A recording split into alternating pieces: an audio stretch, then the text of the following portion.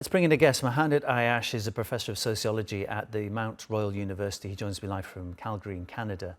Appreciate you taking the time to come on. I would like to kind of stick with the same point I was just discussing with our correspondent there. So, because there's this huge efforts being made and have been for many, many months to try and put together some kind of peace deal that would lead to a long-lasting truce. But if you are Hamas and you hear officials on the other side of this negotiation saying they don't want Palestinians to remain in Gaza, they want them to leave.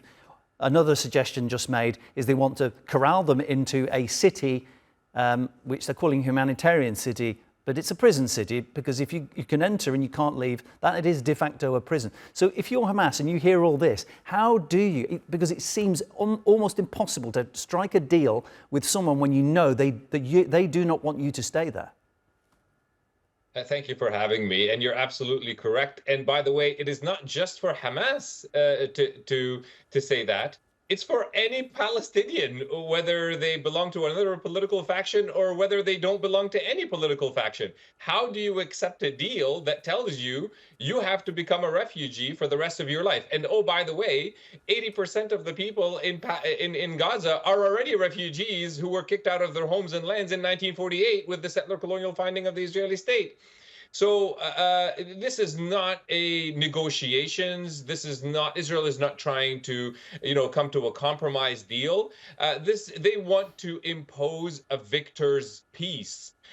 Which is no peace at all. It is basically saying, we have annihilated you, we can annihilate you even further, and you now have to bow down to us and do everything that we tell you to do, and we get everything we want. This is certainly what the Israelis and the Americans are putting on the table publicly. Now, there are these negotiations happening in Qatar.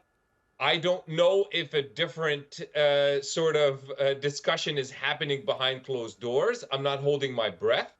The Israelis have made it very clear, I think with their actions, if not always with their words, that their goal at the end of this genocidal operation is to colonize as much of Gaza as possible and to expel the majority of the Palestinian population from Gaza and claim the strip as under exclusive Israeli Jewish sovereignty in the long term.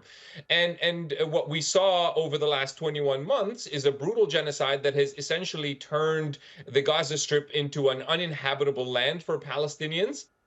And now they're going to try to concentrate Palestinians into a small area of the Gaza Strip. It's a concentration camp.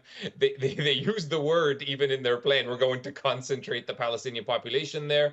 It is a prison, a concentration camp where Palestinians will now be, they will be, for the Israelis, they will be chasing the aid there. And then from there, they'll keep them there for a certain period of time until such time that they can move them out of there altogether. And then Israel can claim that it all is theirs.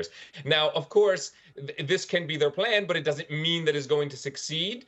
I think that there are a lot of obstacles that stand in the way of the Israeli plan. But unfortunately, most of those obstacles are coming from only within the Palestinian resistance. And I'm not just talking about the armed resistance, but the Palestinian people's insistence on staying and remaining on their land. Unfortunately, we've not seen enough resistance to that plan from the international community and certainly from the Arab states. Let's just put ourselves in the shoes of the people in Gaza for a moment. I mean, they are desperate just for the killing to stop. I mean, is it likely, and do you think it's worth them having this 60-day ceasefire, even though it doesn't solve the long-term problems, just to give the people there some short reprieve from all the suffering? I mean, obviously, the 60-day ceasefire would be a welcome news to all the Palestinians in Gaza. It means that they can perhaps get some decent food for the first time in months, that some of their medical conditions can be addressed, although I think most of them know that not all of the medical issues will be addressed because Israel will be limiting what kinds of medical aid can come in and what kind of reconstruction to the hospital can take place and so on and so forth. It would also mean that perhaps the children that they're hugging tonight will be alive in a week's time, as opposed to being yet another horrific picture that we're all, or video that we're all seeing on our phones.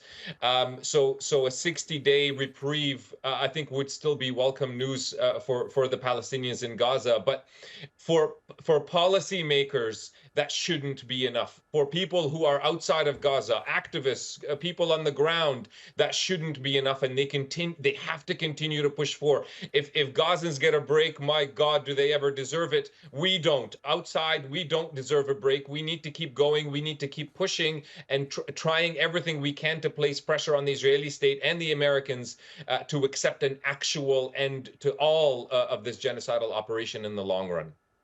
Muhannad, thanks for coming on. Good to speak to you. Muhannad Ayyash is my guest, a professor of sociology at Mount Royal University.